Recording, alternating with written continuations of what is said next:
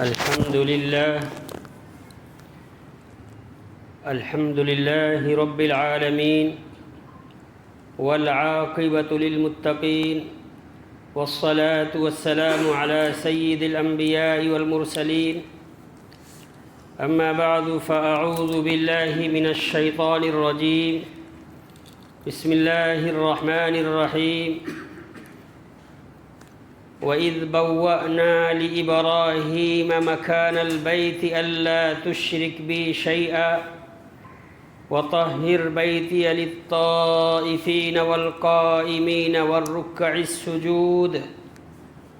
وَأَذِّنْ فِي النَّاسِ بِالْحَجِّ يَأْتُوكَ رِجَالًا وَعَلَى كُلِّ ضَامِرٍ يَأْتِينَ مِنْ كُلِّ فَجٍّ عَمِيقٍ لِيَشْهَدُوا مَنَافِعَ لَهُمْ وَيَذْكُرُوا اسْمَ اللَّهِ فِي أَيَّامٍ مَّعْلُومَاتٍ عَلَى مَا رَزَقَهُم مِّن بَهِيمَةِ الْأَنْعَامِ فَكُلُوا مِنْهَا وَأَطْعِمُوا الْبَائِسَ الْفَقِيرَ ثُمَّ لْيَقْضُوا تَفَثَهُمْ وَلْيُوفُوا نُذُورَهُمْ وَلْيَطَّوَّفُوا بِالْبَيْتِ الْعَتِيقِ. وقال الله تبارك وتعالى في مقام آخر: إن أول بيت وضع للناس للذي ببكة مباركا وهدى للعالمين. وقال تعالى: وإذ يرفع إبراهيم القواعد من البيت وإسماعيل ربنا تقبل منا إنك أنت السميع العليم ربنا واجعلنا مسلمين لك ومن ذريتنا أمة مسلمة لك وأرنا مناسكنا وتب علينا إنك أنت التواب الرحيم. صدق الله العظيم. فقد قال الصادق المصدوق محمد بن عبد الله صلى الله عليه وسلم: بني الإسلام على 5: شهادة أن لا إله إلا الله وأن محمد رسول الله وإقام الصلاة وإيتاء الزكاة والحج وصوم رمضان. رواه البخاري والمسلم او كما قال علیہ الصلاۃ والسلام. برادران اسلام، معزز سامعین کرام، محترم بزرگوں، مکرم دوستو، میں نے آج کے خطبے میں چند آیتیں یکے بعد دیگرے 3 مقامات سے تلاوت کیا ہے اور اس کے بعد آقا صلی اللہ علیہ وسلم کا ایک فرمان روایت کیا ہے جس کو امام بخاری نے بخاری شریف میں اور امام مسلم نے مسلم شریف میں بیان کیا ہے. دعا کریں اللہ تبارک و تعالی آیات کریمہ اور حدیث نبوی کی روشنی میں مجھے کچھ کہنے کی توفیق عنایت فرمائے. میرے محترم بزرگوں اور دوستو، اللہ تبارک و تعالی نے جتنی طاعت و بندگی انسان پر لازم قرار دیا ہے وہ طاعت و بندگی 3 طریقے کی ہیں. ایک وہ جو صرف مالی ہے، ایک وہ جو صرف بدنی ہے، اور ایک وہ جو مالی اور بدنی دونوں ہیں. سب سے پہلے آدمی اللہ کے حکم پر یعنی ایمان کو، اپنے عقیدے کو درست کرتا ہے، لا الہ الا اللہ کا اقرار کرتا ہے. تو اس لا الہ الا اللہ کے اقرار کر لینے کے بعد تمام احکامات انسان پر لاگو ہو جاتے ہیں. تو گویا کہ طاعت اور عبادات کی 3 قسمیں ہیں جس کی طرف آقا علیہ الصلاۃ والسلام نے واقعہ معراج میں اللہ کے سامنے سجدہ ریز ہو کر کے فرمایا ہے: التحیات للہ والصلوات والطیبات. تمام قولی عبادتیں یعنی وہ عبادات جو انسان اپنے زبان سے ادا کر سکتا ہے، اللہ کی حمد و ثنا کر سکتا ہے، قرآن کی تلاوت کر سکتا ہے اور دیگر اذکار اور تسبیحات پڑھ سکتا ہے، وہ تمام کی تمام قولی عبادتیں جو انسان منہ سے ادا کر سکتا ہے. التحیات والصلوات اور تمام فعلی عبادتیں جو انسان اپنے اعضاء اور جوارح کو استعمال کر کے وہ عبادات اور طاعات میں اپنے آپ کو لگاتا ہے۔ تو التحیات للہ والصلوات والطیبات، الطیبات سے مراد تمام مالی عبادتیں۔ تو گویا کہ اللہ تبارک و تعالیٰ نے انسانوں پر جو عبادات لازم قرار دی ہیں وہ 3 طریقے کی ہیں، یا تو وہ تمام کی تمام بدنی ہیں، یا تمام کی تمام مالی ہیں، یا مالی اور بدنی دونوں ہیں۔ جیسا کہ ہم نماز پڑھتے ہیں تو نماز یہ بدنی عبادت ہے، یعنی انسان کا پورا ڈھانچہ، انسان کا پورا جسم، انسان کا ہر عضو اللہ کی اطاعت و بندگی میں کھڑا رہتا ہے، کبھی سجدے کی قیام کی شکل میں، کبھی رکوع کی شکل میں، کبھی قومہ کی شکل میں، کبھی سجدے کی شکل میں، کبھی جلسہ کی شکل میں، کبھی قعدہ کی شکل میں، وغیرہ وغیرہ مختلف طریقے سے انسان اللہ کی حمد و ثنا کرتا ہے اپنے پورے جسم کو استعمال کر کے۔ اور اسی طریقے پر ایک عبادت وہ ہے جو صرف مالی ہے، جس کو ہم اور آپ زکوٰۃ کہتے ہیں، جس کو زکوٰۃ کہتے ہیں۔ اور بدنی عبادات میں روزہ بھی داخل ہے، نماز بھی داخل ہے۔ اور اسی طریقے پر ایک عبادت وہ ہے کہ جو اللہ تبارک و تعالیٰ نے مالی اور بدنی دونوں کو ملا کر کے رکھا ہے، اور وہ ہے حج۔ کہ حج میں جب انسان حج کرنے کا ارادہ کرتا ہے تو اس کو ایک بہت بڑے سرمایے کی ضرورت پڑتی ہے، اور اس سرمایے کے ساتھ ساتھ صرف یہ نہیں کہ پیسہ جمع کر دیا اس کا کام ہو گیا، بلکہ پیسہ جمع ہونے کے بعد آدمی کو اللہ کے اس خاص گھر کی زیارت کے لیے جانا پڑتا ہے، اور کبھی اپنے آپ کو بیت اللہ کے ارد گرد سرگرداں کرتا ہے، اپنے آپ کو تھکاتا اور گھماتا ہے، کبھی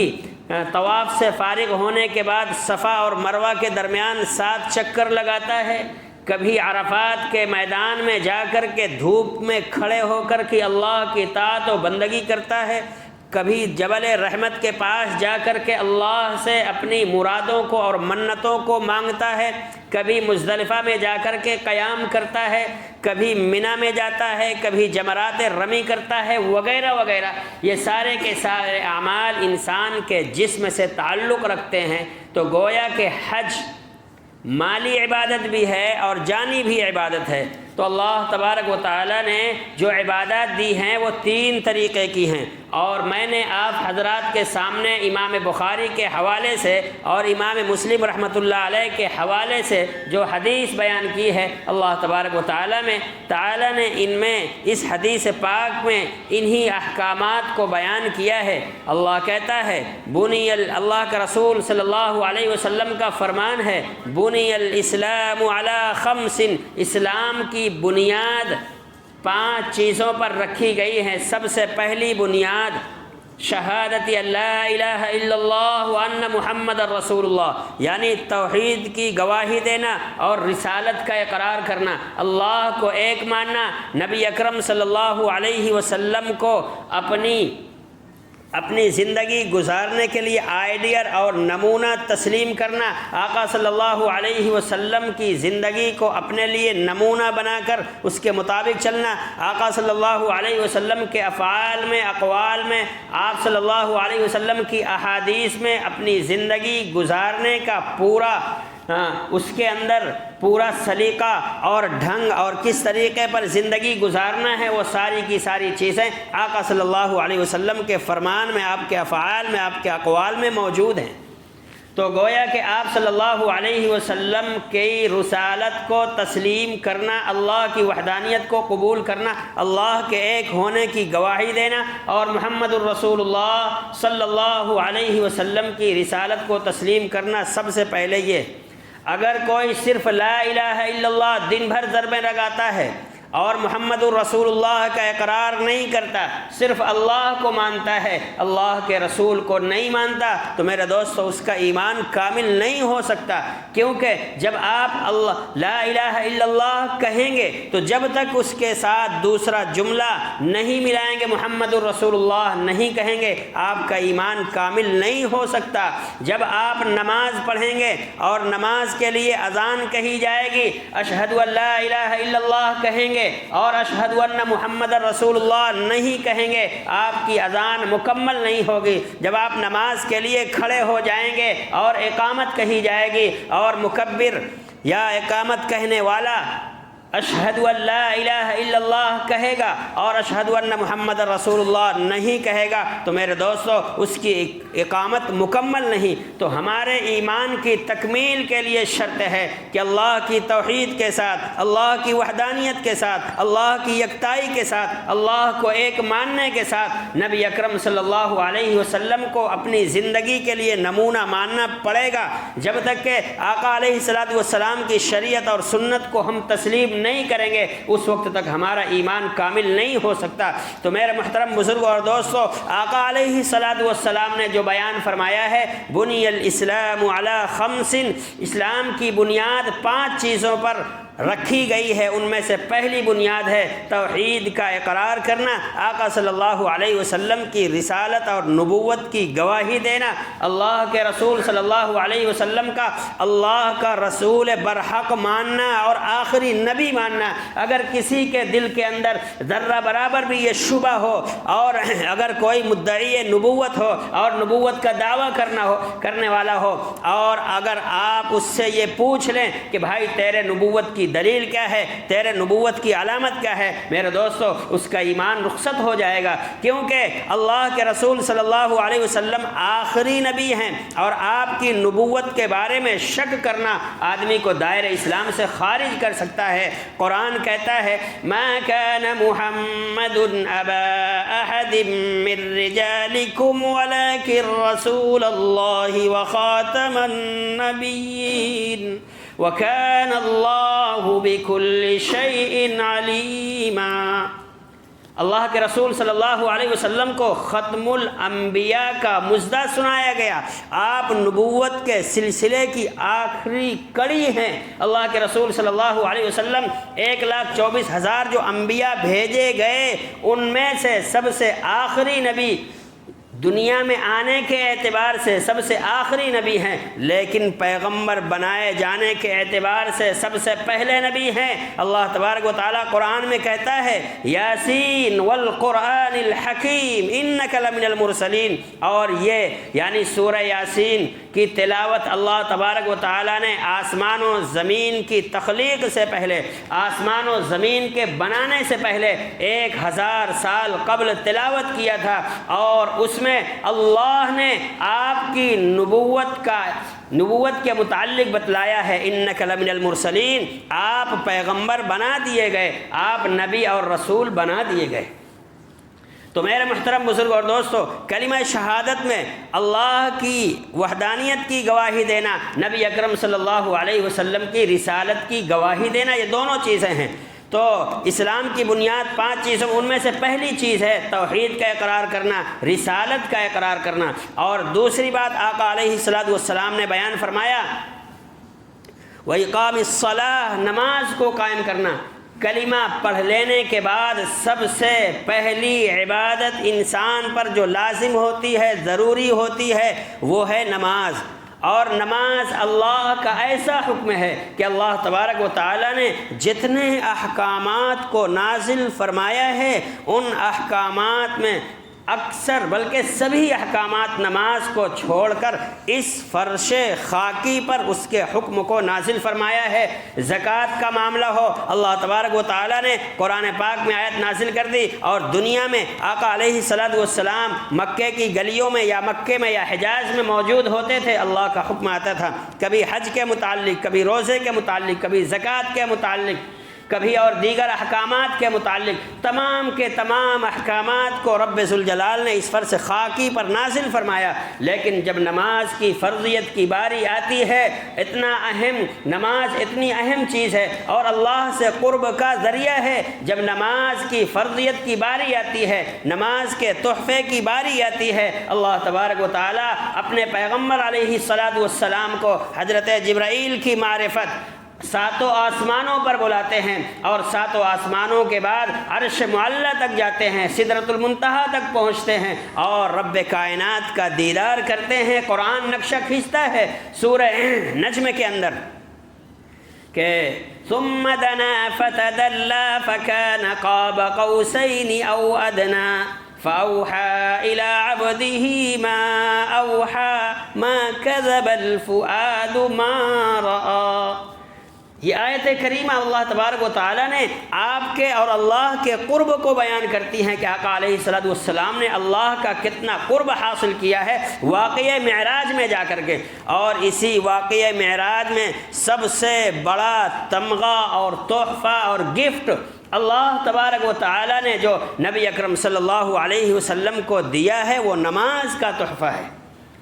اس لیے میرے محترم بزرگ اور دوستو، ہمیں ہر وقت نماز کی پابندی کرنا چاہیے۔ بڑے فضائل ہیں اس کے، اور نہ پڑھنے پر زبردست وعیدیں بھی ہیں۔ اللہ کے رسول صلی اللہ علیہ وسلم نے ایک مرتبہ فرمایا کہ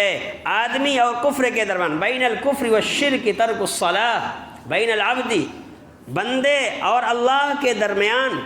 کفر اور شرک کے درمیان اگر کوئی چیز حد فاصل ہے تو وہ نماز ہے۔ ایک موقع پر آقا علیہ السلام نے بیان فرمایا، من ترک الصلاۃ متعمدا فقد کفر، جس نے جان بوجھ کر کے نماز چھوڑ دیا اس نے کفر جیسا عمل کیا۔ بعض علماء نے اس میں کلام کیا ہے کہ وہ کافر ہو گیا، دائرہ اسلام سے خارج ہو گیا، لیکن بعض نے کہا ہے کہ کافر نہیں ہوا لیکن کفر تک پہنچ گیا۔ کفر کا عمل کرنے کی بنیاد پر ایک موقع پر آقا علیہ السلام نے بیان فرمایا ہے، الصلاۃ عماد الدین ومن اقامها اقام الدین ومن هدمها هدم الدین، کہ نماز دین کا ستون ہے، نماز دین کا کھمبا اور پلر ہے۔ جو شخص اس کو قائم کرے گا، فمن اقامها اقام الدین، جو اس کو قائم کرے گا وہ دین کا قائم کرنے والا سمجھا جائے گا۔ ومن هدمها هدم الدین، اور جو اس کو گرا دے گا، اس کو ختم کر دے گا، گویا کہ اس نے اپنے دین اسلام کو ختم کر دیا۔ تو میرے محترم بزرگ اور دوستو، تو یہ دوسری بنیاد اور دوسری چیز جس پر اللہ تبارک و تعالیٰ نے اسلام کے خیمے کو قائم فرمایا ہے، تو کلمہ شہادت یہ بیچ کا پلر ہے۔ یعنی کوئی عریشہ وغیرہ، جھوپڑا وغیرہ بنایا جائے تو ایسا نہیں کہ خالی چاروں طرف اس میں کچھ پلر وغیرہ کھڑے کر دو تو نہیں کھڑا ہو سکتا، جب تک کہ بیچ میں کوئی سہارا اور سپورٹ نہ ہو، پھر اس کے ذریعے سے چاروں طرف اس کو سہارا دیا جائے گا۔ تو اسلام کی بنیاد میں پہلا جو سب سے زیادہ کردار تقلیدی اور اسی طریقے پر سب سے زیادہ جس کی اہمیت ہے وہ کلمہ توحید ہے اور رسالت کا اقرار ہے۔ اس کے بعد یہ تمام کی تمام چیزیں میرے محترم بزرگ اور لاگو ہوتی ہیں۔ تو میں نے آپ حضرات کے سامنے جو خطبے میں آیتیں تلاوت کیا تھا، اور اس کے بعد آقا علیہ السلام کا یہ فرمان روایت کیا تھا، اللہ کے رسول صلی اللہ علیہ وسلم نے اس حدیث پاک میں حدیث پاک کا ایک جز ہے، والحج، حج کرنا۔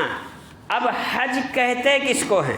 چونکہ یہ موسم حج آنے والا ہے آپ حضرات کے سامنے، اور بہت سے اللہ کے بندے جن کو اللہ تبارک و تعالی نے قبول کیا ہوگا وہ اپنے ملک سے اس اللہ کے گھر کے دیدار کے لیے جائیں گے، اور کبھی دیوانہ وار کعبۃ اللہ کے ارد گرد گھومیں گے، کبھی صفا اور مروہ کی پہاڑی کا چکر لگائیں گے، کبھی عرفات کے میدان میں جا کر کے سرگرداں گھومیں گے اور اپنی دعا کی قبولیت کے لیے آرزو اور تمنا کریں گے، کبھی مزدلفات، کبھی عرفات، کبھی منی، کبھی جمرات، کبھی اور دیگر مقامات پر جائیں گے، اور جا کر کے اللہ کے سامنے اپنی آرزوؤں کو، اپنی تمناؤں کو اور اپنی مرادوں کو رکھیں گے۔ تو میرے محترم بزرگ اور دوستو، یہ حج ہوتا کہاں ہے اور حج کس مقام پر ہوتا ہے اور اس کی حیثیت کیا ہے اس مقام کی؟ اللہ تبارک و تعالی نے قرآن مقدس کے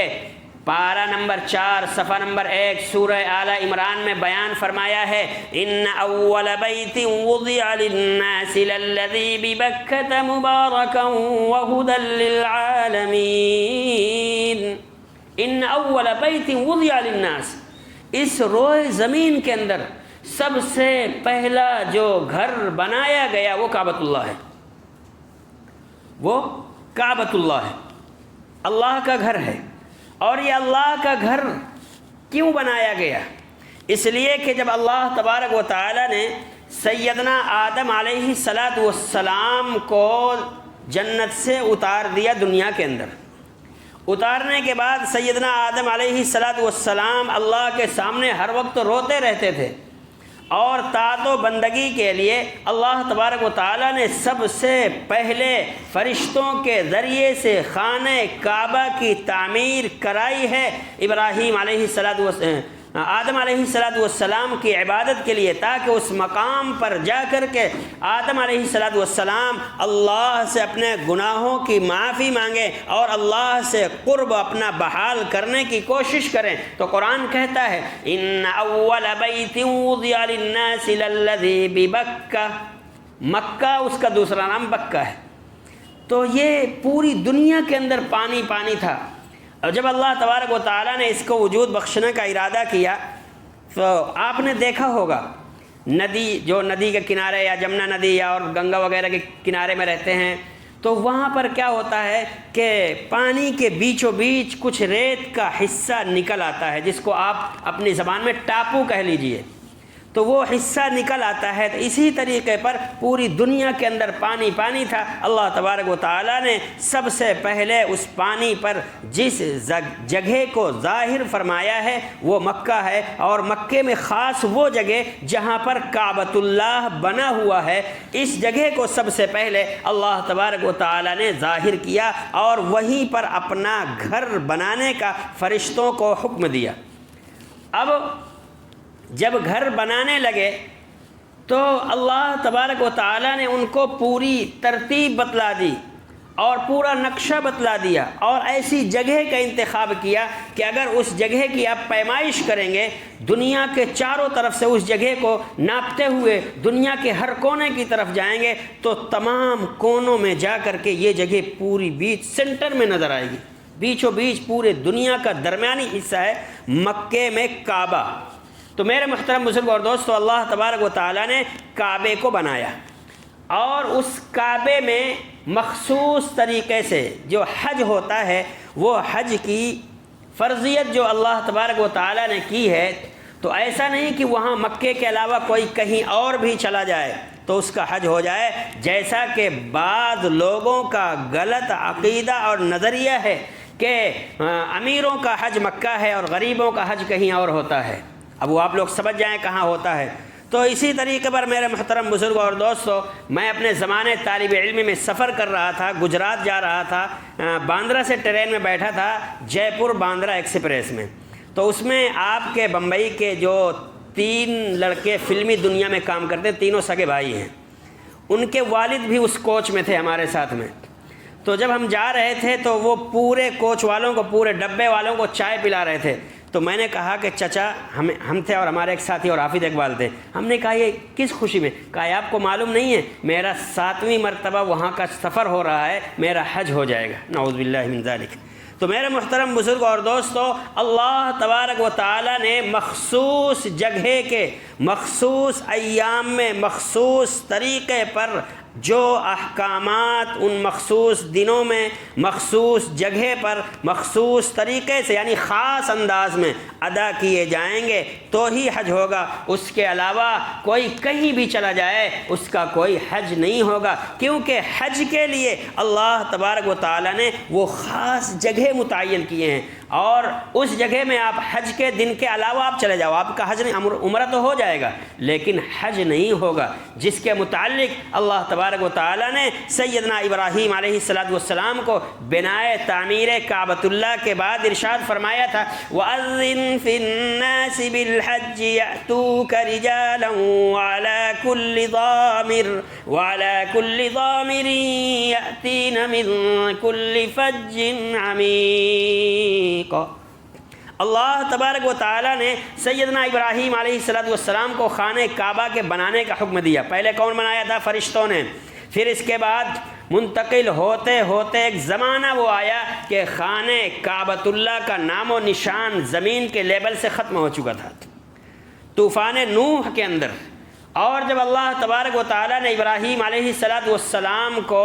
کعبۃ اللہ بنانے کے لیے حکم دیا تو ابراہیم علیہ السلام نے صفائی کی۔ بعض لوگوں نے کہا کہ اللہ نے آندھی چلا دی تو آندھی سے پورے ریت کے ذرات وہاں سے اڑ گئے، اور جو خانہ کعبہ کی بنیادیں تھیں، جس کو آپ نیو کہتے ہیں یا فاؤنڈیشن کہتے ہیں، تو وہ فاؤنڈیشن کی دیواریں ظاہر ہو گئیں۔ اللہ تبارک و تعالیٰ نے ابراہیم علیہ السلام کو حکم دیا تو قرآن کہتا ہے پہلے پارے کے 19ویں صفحے کی پہلی آیت میں وَإِذْ يَرْفَعُ إِبْرَاهِيمُ الْقَوَاعِدَ مِنَ الْبَيْتِ وَإِسْمَاعِيلُ، اس وقت کو یاد کرو جب سیدنا ابراہیم علیہ السلام خانہ کعبہ کی دیواروں کو بلند کر رہے تھے، اور دیواروں سے پہلے فاؤنڈیشن ہوتا ہے، تو مطلب یہ ہے کہ فاؤنڈیشن باقی تھا، اسی فاؤنڈیشن کے اوپر سے انہوں نے دیواروں کا کام شروع کر دیا۔ اب دیواروں کے کام کے لیے یہاں پر دیواریں جب اونچی ہو جائیں تو کوئی سہارا دینا پڑتا ہے، سپورٹ دینا پڑتا ہے، بانس وغیرہ لگا کر کے یا سیڑھی وغیرہ یا کسی بھی طریقے سے، ہر جگہ الگ الگ طریقے سے چیزیں استعمال ہوتی ہیں۔ تو اللہ تبارک و تعالیٰ نے ابراہیم علیہ السلام کو ایک ایسا پتھر دیا تھا کہ جب دیواریں جیسی جیسی بلند ہوتی جاتی تھی، ابراہیم علیہ السلام کو لے کر کے وہ پتھر اونچا ہوتا جاتا تھا، اور جب نیچے ضرورت پڑتی تھی تو وہ نیچے ہو جاتا تھا۔ تو اسی پتھر میں کھڑے ہو کر کے سیدنا ابراہیم علیہ السلام نے خانہ کعبہ کی تعمیر کی ہے۔ تو ایک نبی کے قدم سے منسلک ہونے کی وجہ سے، متعلق ہونے کی وجہ سے، نبی کے قدم پڑ جانے کی وجہ سے اللہ تبارک و تعالیٰ نے اس پتھر کو اتنا مقام و مرتبہ عطا کر دیا کہ آقا علیہ السلام کا زمانہ ہے۔ عمر ابن خطاب رضی اللہ تعالیٰ عنہ کہتے ہیں یا رسول اللہ، میرا جی یہ چاہتا ہے کہ وَاتَّخِذُوا مِن مَّقَامِ إِبْرَاهِيمَ مُصَلًّى، میرا جی یہ چاہتا ہے کہ میں مقام ابراہیم کو مصلی بناؤں، یعنی مقام ابراہیم کے پاس 2 رکعت نفل نماز پڑھوں۔ اللہ کے رسول صلی اللہ علیہ وسلم نے کہا کہ اے عمر فاروق، ابھی میں کچھ نہیں کر سکتا۔ چنانچہ یہ بات چل ہی رہی تھی، عاشق اور معشوق کے درمیان، یعنی محبوب اور محب کے درمیان یہ گفتگو جاری تھی۔ اللہ تبارک و تعالیٰ نے آسمانوں سے سیدنا جبرائیل علیہ السلام کو بھیجا، اور بھیجنے کے بعد کہا وَاتَّخِذُوا مِن مَّقَامِ إِبْرَاهِيمَ مُصَلًّى، مقام ابراہیم کو مصلی بناؤ۔ تو نبی کے قدم چسپاں ہونے کی بنیاد پر اس کی فضیلت یہ بڑھ گئی کہ جسٹ خانہ کعبہ اور حتیم کے بیچ میں تھوڑا سا فاصلے پر، تقریباً 20 فٹ ہو یا 25 فٹ ہو، اتنا یا 30، اس سے زائد بھی ہو، لیکن زمزم ادھر ہے اور کعبہ ادھر ہے، دونوں کے بیچ میں، اور کعبۃ اللہ کا دروازہ یہ ہے اور ادھر حتیم ہے، حتیم اور کعبۃ اللہ کے بیچ میں مقام ابراہیم کا وہ پتھر رکھا ہوا ہے، اور ایک گنبد کی شکل اس کو دی گئی ہے۔ آج بھی سیدنا ابراہیم علیہ السلام کے پیروں کے نشانات اس پتھر میں بنے ہوئے ہیں۔ تو میرے محترم بزرگ اور دوستو، کوئی چیز اگر کسی بڑی ہستی سے منسلک ہو جاتی ہے، اللہ تبارک و تعالیٰ اس کا مقام و مرتبہ بڑھا دیتا ہے۔ تو میں عرض یہ کر رہا تھا، اللہ تبارک و تعالیٰ نے خانہ کعبہ کی زیارت کے لیے اپنے نبی کو، اور کون سا نبی؟ جس کو اللہ نے خلیل کہا ہے، ابراہیم خلیل اللہ، ابراہیم علیہ السلام کو اس خانہ کعبہ کی زیارت کے لیے اللہ تبارک و تعالیٰ نے اپنے خلیل سے اعلان کروایا، اور اعلان کرانے کا وقت کیا تھا؟ جب خانہ کعبہ تعمیر ہو گیا۔ میں نے آج کے خطبے میں جن آیتوں کا سہارا لیا تھا، وہ ایک آیت ہے سورہ حج کی، پارہ نمبر 17 صفحہ نمبر 14 کی تیسری آیت ہے، وَإِذْ بَوَّأْنَا لِإِبْرَاهِيمَ مَكَانَ الْبَيْتِ أَلَّا تُشْرِكْ بِي شَيْئًا وَطَهِّرْ بَيْتِيَ لِلطَّائِفِينَ وَالْقَائِمِينَ وَالرُّكَّعِ السُّجُودِ وَأَذِّنْ فِي النَّاسِ بِالْحَجِّ يَأْتُوكَ رِجَالًا وَعَلَى كُلِّ ضَامِرٍ يَأْتِينَ مِنْ كُلِّ فَجٍّ عَمِيقٍ۔ تو ان آیتوں میں اللہ تبارک و تعالیٰ نے اپنے مخصوص گھر کی زیارت کے لیے اپنے خلیل اور دوست سے یہ اعلان کروایا۔ ابراہیم علیہ السلام نے کہا کہ اللہ، یہ ریگستان ہے، یہاں نہ کوئی مائکروفون ہے، نہ لاؤڈ اسپیکر کا انتظام ہے، نہ وائرلیس ہے، نہ پیسر ہے، نہ موبائل ہے، نہ اور کسی طریقے کا کوئی آن لائن کوئی سسٹم ہے۔ اے اللہ، میں آپ کی آواز کو اس ریگستان میں کیسے پہنچاؤں گا؟ ابراہیم علیہ السلام کو اللہ نے کہا کہ ابراہیم تمہارا کام ہے صدا لگانا، اور میرا کام ہے اس صدا کو ان لوگوں تک جن کے مقدر میں نے حج لکھ دیا ہے، خانہ کعبہ کی زیارت لکھ دیا ہے، ان تمام کے کانوں تک اور قوت سماعت سے تمہارے